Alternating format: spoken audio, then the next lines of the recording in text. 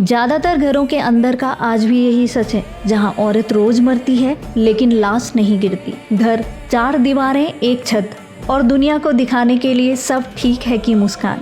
लेकिन इसी घर के भीतर हर दिन एक औरत थोड़ी थोड़ी मरती है, बिना खून, बिना शोर और बिना एफआईआर। कभी तानों से, कभी चुप्पी से, कभी तुम कुछ नहीं कर सकती जैसे शब्दों से।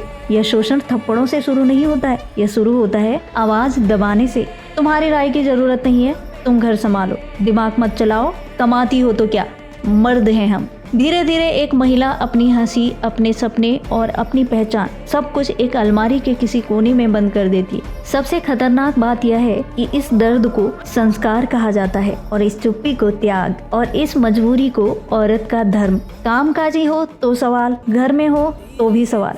सुबह से रात तक खटने के बाद भी उनसे पूछा जाता है, तुम करती क्या हो।